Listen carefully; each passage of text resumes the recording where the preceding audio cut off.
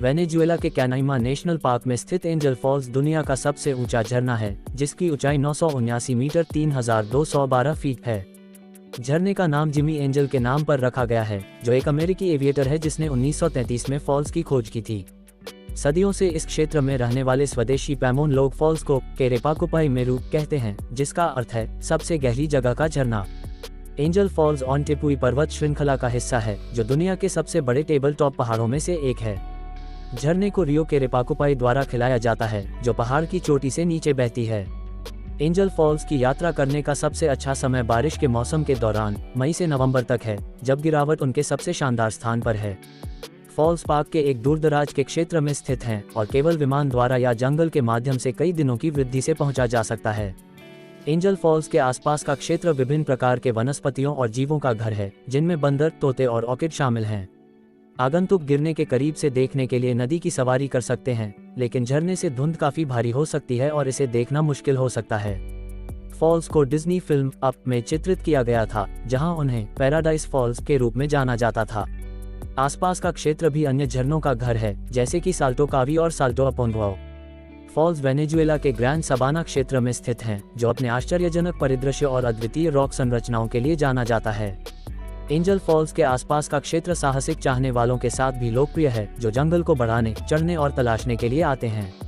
False को पैमोन लोगों द्वारा एक पवित्र स्थल माना जाता है और आगंतुकों को अपनी परंपराओं और मान्यताओं के लिए सम्मान दिखाने के लिए कहा जाता है। पैमोन लोग क्षेत्र के निर्देशित पर्यटन प्रदान करते हैं और आगंतुक अपनी संस्कृति और जीवन के तरीके के बारे में जान सकते हैं। एंजल फॉल्स यात्रा करने के लिए सबसे आसान जगह नहीं है, लेकिन जो लोग यात्रा करते हैं उन्हें लुभावनी विचारों और अविस्मरणीय अनुभव से पुरस्कृत किया जाता है।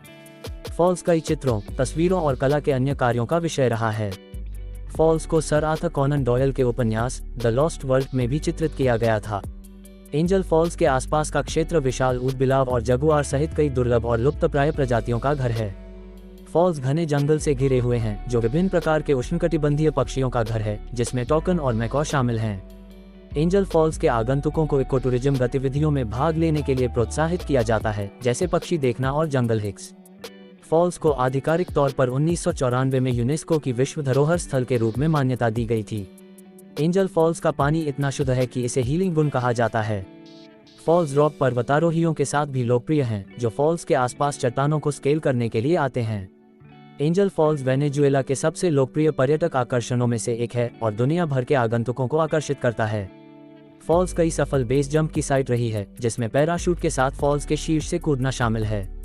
एंजल फॉल्स के आसपास का क्षेत्र भी कई स्वदेशी शिल्पकारों का घर है, जो आगंतुकों को हस्तनिर्मित सामान बेचते हैं।